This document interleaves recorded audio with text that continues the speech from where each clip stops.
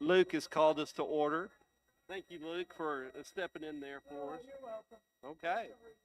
So we have a quorum here. So, we'll have the roll call, and then we'll announce if we have a quorum. Amy, would you like to call roll, please? Yeah, here. Here. Hamner, Luke Moody, Greg Shin. We have a quorum. So, okay, so let's move on to the statement of FOI compliance. And you will affirm yes or no. I affirm that I have not engaged in prohibited discussion, deliberation, or polling regarding any item on this meeting's agenda outside of a properly noticed and open meeting in compliance with the Arkansas Freedom of Information Act as amended by Act 505 of 2025. Amy, if you could call the roll on that, please. Frank Baptist. Yes. Steve Brown. Allison Birch. Bill Eldridge. Yes. Elgin Hamner. Luke Moody. Greg Shin. Okay. So now let's move on to the minutes from the March meeting. All in favor? All in favor? Any opposed? Motion carries. Okay, we'll move on now to the financial reports from Mandy and Jordan.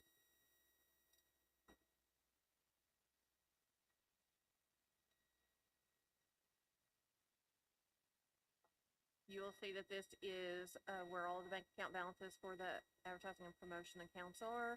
The first one is the collections general account.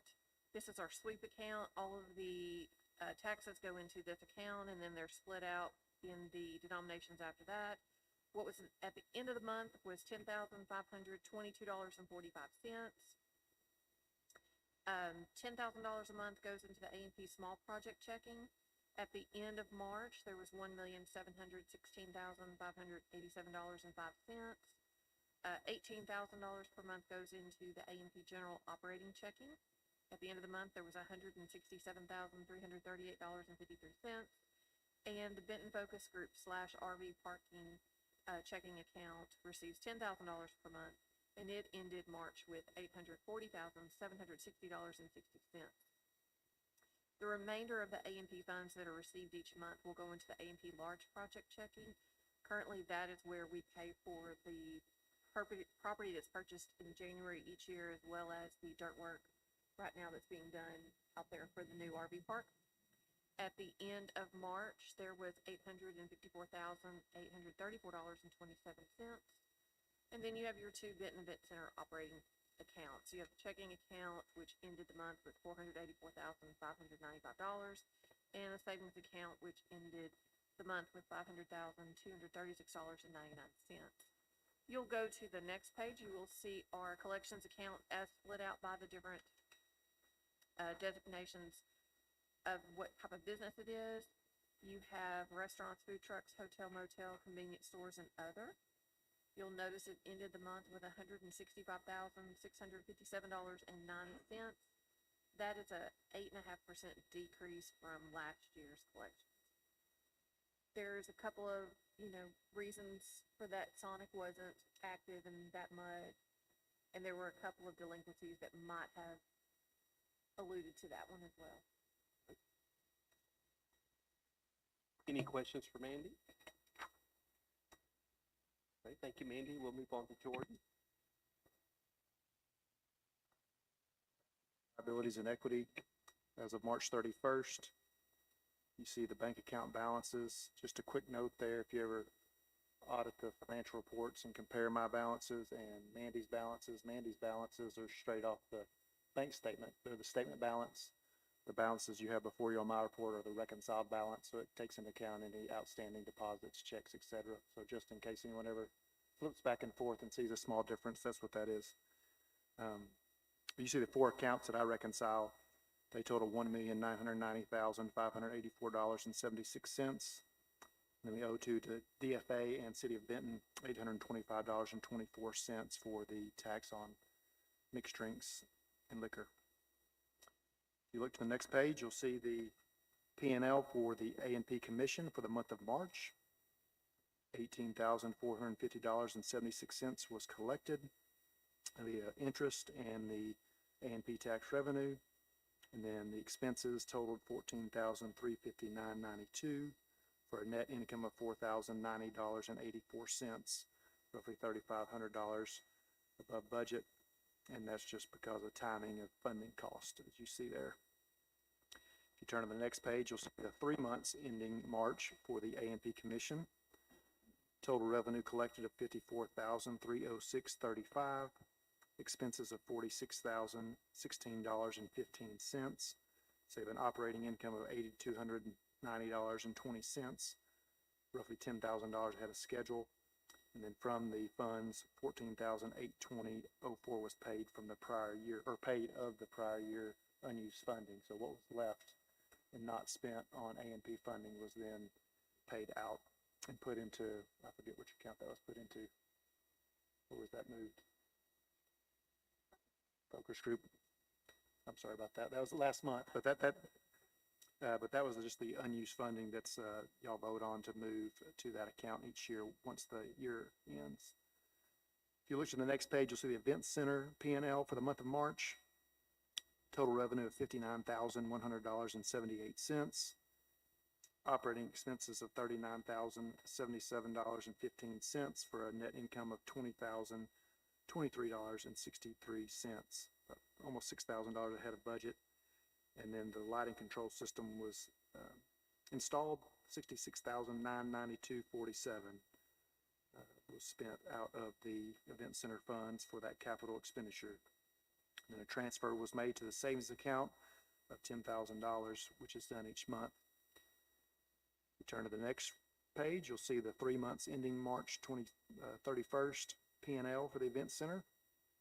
Total revenue of $150,205.03. Operating expenses of $126,002.69 for a net operating income of $24,000 and change. And then again, you see year to date, we just have the one capital expenditure which occurred this month of the lighting control system. And then 3 installments of $10,000 have been moved to the savings account to date. And then you'll finally see the focus group P&Ls. First one for the month of March. You see that the A&P tax revenue was $20,000 due to a timing error. I wouldn't say error, but just a timing issue.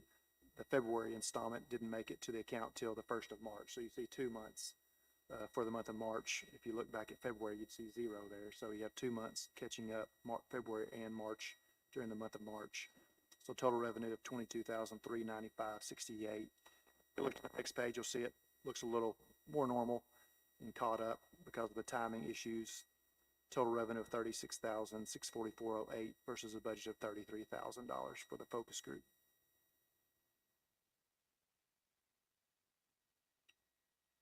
Okay, do we have any questions for Jordan? Okay, thank you. I guess we need a motion to accept the financials. I make a motion to accept the financials. Okay, all in favor? Any opposed? Motion carries. Okay, let's move on to our funding. We have the second reading for Old Fashioned Day Committee. Where we're at here.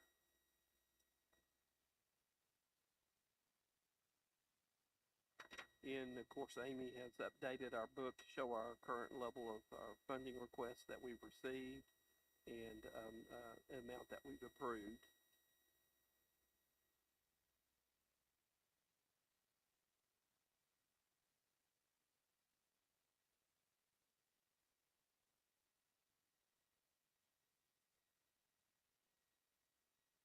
Any discussion? No, I don't really have any discussion at the moment on this. I will make a motion that we approve the 6,000 this year. We have a motion second. Any further discussion? All in favor? Any opposed? Motion carries. Okay.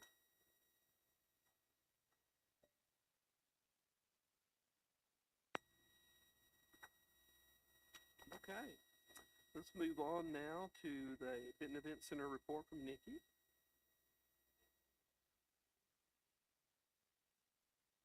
Approximately 30 days. We ended the March meeting with $1,059,384. And even with spring break, we ended up with 14 events. A few that I will highlight, and one I'm going to kind of go into a little bit more explanation about is we had the Arkansas State Police. They came and did a class, had about a little over 100 people. The Benton Home Show had a strong weekend with a little over 1,200 people. The third one is the Arkansas Connections Academy. They offered a college and military fair for their students, a little over 300 people. Then if you'll go down, you'll see that we had over 1,100 people for UAMS, their residency match day. I'm going to talk a little bit about it at the end. And then we went literally into the second jurisdiction. So residency match day ended around 1 o'clock, and we had about 2 to 3 hours to reset the entire building from 1,100 people in tables and chairs to 400 people in just chairs. So it was a big undertaking. We brought in as many of our contract laborers as we could, but fortunately we had the help of not only the chamber staff, but also several of the board members and chamber members. What? Gary oversaw the project. So we were able to get that accomplished in a very short amount of time. As you will see from the pictures here in a minute, it was a packed house there for match day. So after second jurisdiction, you'll see that there's a little bit of break between March 23rd and the 26th. We were able to have all of our carpets cleaned. So the carpets are looking really good. Then, you know, we've had baby showers. We had the sports card and memorabilia show. Joined forces with Audrey with Retro Rose, and they had a VinylCon kind of big show. They used the entire facility and had a little over 1,000 people. So, and then last night, well, let me go back to Sunday. Collective Church had their Easter service. They had around 800 people. This will be probably the last time they'll be with us. They are building a new building behind Ashley's, but they were very appreciative to have a place to hold, you know, that number. And they've been with us. This is their third year. So, and then last night we had the New Beginnings banquet and had a little over 800 people. So 14 events, 6,050 people, bringing us to 1,065,434. Rachel came on UAMS match day and took pictures for me. So you'll see up on the screen, that is basically what it looked like. We had 1,200 people attended, and I will take a moment and say this was actually one of the probably top 5 events that I've wanted to hold at the event center. This was a big deal. This brought in a lot of, not only you had about, I think there was a little over 400 students matching for their residency program, but also their families, friends, they come along. It's a very quick, they got in the building about 9:30, and then you'll see the very last video that Rachel will show at the very end, kind of gives you an idea of what all goes on. At 11 o'clock nationally, this is a national program, at 11 o'clock everybody opens up their envelopes to find out where they're going to spend the next 4 years. So 11 o'clock they open it, and by noon, 12:30, they are out the door. So it was really quick in and out. But I think the biggest thing for the event center was exposure to people that might not have already been come to the building. Of course, a lot of people from Little Rock, like I said, a lot of their family members. So Rachel's going to hopefully show us a video. And this gentleman that you're going to see in the video was actually the president of the med school class. Hopefully.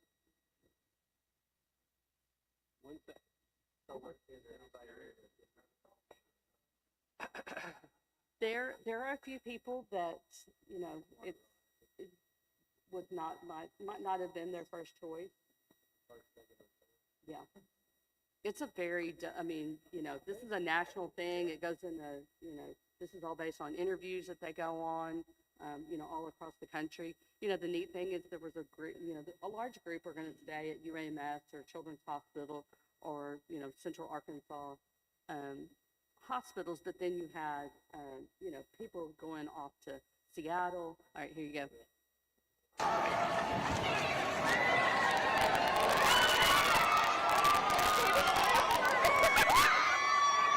And he ended up matching, I believe, in pediatrics at Stanford University. So, but yeah, so all 400 people now they know, they found out on that day. So, really cool. And from every indication I've gotten from them, it is based on the med school class officers that make the decision, but they were very happy with the event center, how it went, especially parking. And so hopefully, crossing our fingers, we'll have to do match day and second jurisdiction again next year. So second jurisdiction is a women's conference that we've had for probably, I think we're going on 10 years with them. Yeah, but yeah, we went from 1,100 in tables and chairs to 400 in chairs, and then Friday night, the setup crew came in and went back to 400 tables and chairs, so. Awesome. So. Great report, Nikki. All right, any questions? Anything else for Nikki? So we'll move on. Okay, we'll move on to our marketing report from Rachel.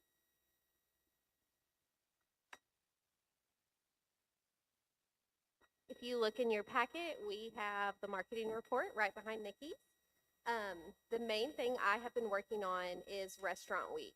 So Restaurant Week is June 14th through 20th, and we have 30 restaurants signed up to participate. And we still have some more time to get more signed up. So I would love to get to 40, 45, because that would be half of our restaurants in Benton for the first time participating in Restaurant Week. So they are very excited. It's a great way that I am making relationships with these owners and managers, getting good feedback from them. Loblolly is going to do a Benton flavor for us. They're going to do like a red velvet cake and give it a fun Benton name. So it's really neat to see the restaurants that are getting creative and kind of doing their own ideas. And then, of course, we'll promote that on social media. And I have a marketing advertising plan leading up to June on how that's going to be promoted. So looking forward to that. We're going to be doing yard signs, a lot of social media advertising for that. I'll be going to all the participating restaurants and taking photos and videos of what they are advertising. So looking forward to that. And then also we are doing an ad on THV 11 with the city. We kind of partnered with them on that to do an advertisement for Third Thursday and our restaurant guide. So it kind of promotes Third Thursday, and then it also promotes come to Benton if you haven't been to a Third Thursday. Check out our restaurant guide when you make the trip here. So we're looking forward to see what kind of an impact that has.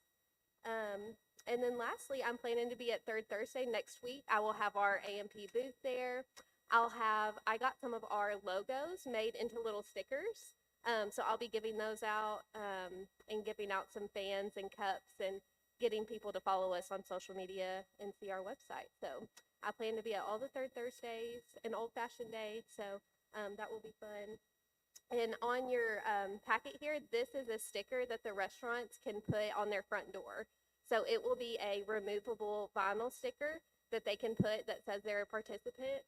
And then I will go back through and collect those at the end so that we can reuse them for next year. They will be reusable. So, yeah.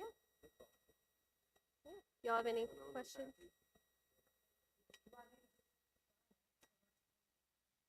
I signed you up.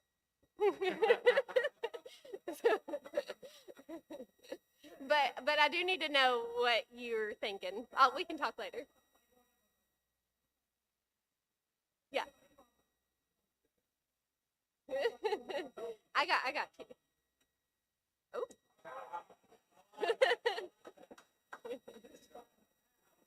Free milkshakes all week. Yeah. Uh-huh, just a week, yeah. And it doesn't have to be a discount. You can do whatever, whatever you want to do.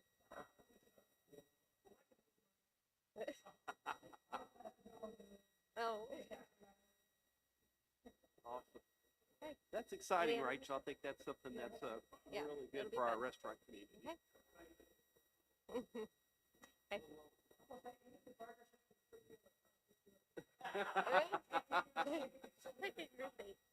Oh, that's another. We are getting table tents. Well, not that, but I forgot to mention, we are going to have table tents printed for our participating restaurants that will put it on the table if they're open to that. And it's going to have a QR code where people can scan it and upload their receipt to be entered to win a daily prize.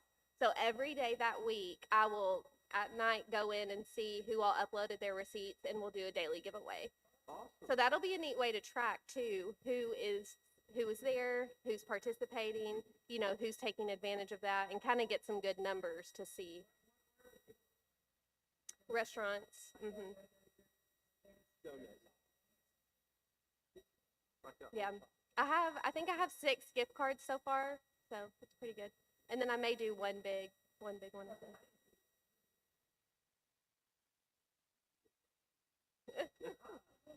Yeah.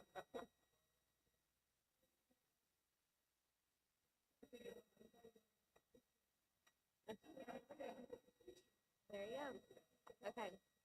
Thank you. Anything else? Okay, thanks. Okay. Very good. Is our Facebook followers continuing to increase? Okay. Good deal. Okay, moving on, we're going to talk about development of the 114 property. Not a whole lot to update. I would encourage, before the meeting here, I drove out and drove around Buc-ee's just to see how the dirt work was progressing, and they were out there rolling.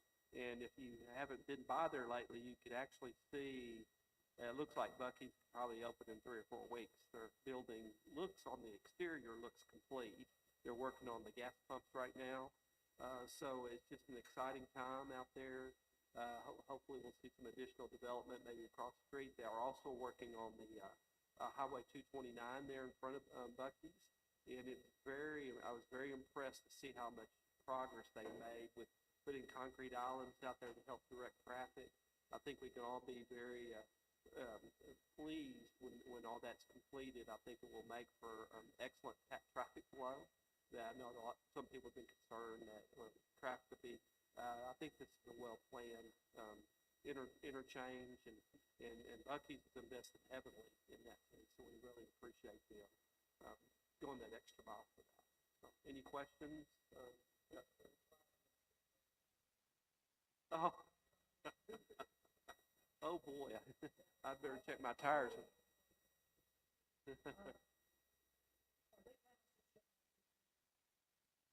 I think they're doing, right now, when I drove through there, half of it, they moved 229 over while they're building one side, and then when that side's completed, then they'll shift it back over to continue. There is a flagger still out there to stop people so that dirt trucks can cross 229, but I was really impressed with the soccer complex. It's coming along very well. They've had great weather to do dirt work. So now next week's supposed to be raining every day.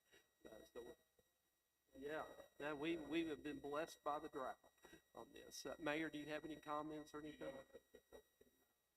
Yes. Yeah. It was holding a little water when I drove by there today. So we look forward to see what the development happens on that little 3-acre tract. So hopefully give an update on that. So any questions? I encourage everybody to go out there and check it out. It's really impressive. Okay. Moving on to old business. As last month we talked about kind of streamlining our funding process for in applications. Rachel and the chamber staff, Amy and Melinda and Jennifer have been working real hard on putting that together. And so we are going to have a workshop next Wednesday, April 15th at 3 p.m. At the Chamber of Commerce conference room. So all of our commissioners are encouraged to be there, and we can kind of hammer out. We got into a very good discussion last meeting, so we thought we'd call a special meeting, right? That we could sit down and really come up with a really good plan to present at the next ANC meeting. Yes, I think that's a really good thing. 3 p.m. That's right. So, any questions on that? Good. Our next meeting date will be May 13th. I will come by Burton second. So, this is unusual because April 1st was on last Wednesday, so it seems like we're having an early meeting this month, but actually we are on actually second. So, okay, any other business? Gary, you have anything you'd like to say? Okay, I make a motion, we adjourn. okay. Got a second?